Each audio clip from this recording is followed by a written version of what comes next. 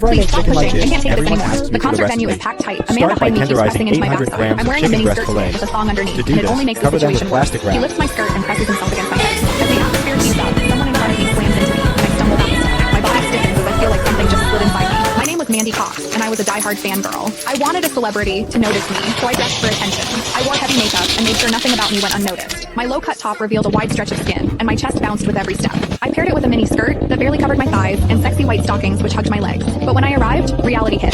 The concert venue was packed so tightly I couldn't move, and the crowd swallowed me whole. The celebrity was never going to notice me. I craned my neck and shouted, "Darling, take me." I never imagined that line would draw the wrong kind of attention. Instead of the celebrity, it caught a filthy creep. After I shouted it, I became aware of a man behind me, repeatedly bumping into me. At first, I rushed down. In a crowd that dense, accidental contact was easy to explain, but the feeling wouldn't go away.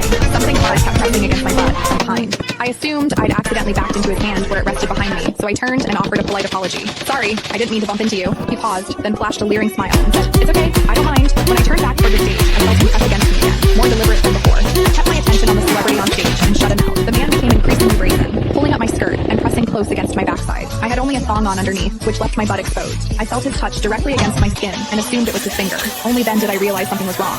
The pressure was warm and solid in a way a finger could never be. My mind lurched as the truth hit me. In the 20 years of my life, this was the first time a man had ever molested me. Fear surged through me, sharp and overwhelming, and my body reacted with an instinct to flee, but there was no way to move. The concert floor was packed wall to wall, leaving me stuck where I stood. I drew myself tight, bracing as if tension alone could keep the fear out. As I did, my hips closed around the man's so-called finger, trapping it between my cheeks. An unfamiliar sensation followed, and warmth rose to my face. What confused me was that I didn't recoil from it. There was a muted comfort to it, and against my will, it sparked a faint sense of expectation. The man behind me seemed to take it as a signal. He moved in closer, repeating the motion until the intrusion was unmistakable. I had lived a sheltered life as a college student, and now I was being toyed with by a stranger, while surrounded by people. Shame surged within me without warning. I felt the urge to sob, but my throat closed, and my voice deserted me. Worse still, the pressure forced my thong inward and sent a restless, prickling discomfort through my body that wouldn't fade. A quiet, involuntary sound escaped me, and the embarrassment followed instantly. I gathered myself and strained to suppress it, holding it down until my throat tightened. The blaring music and the screams around me drowned everything out. With every eye fixed on the stage, no one was aware of what was happening to me. At the same time,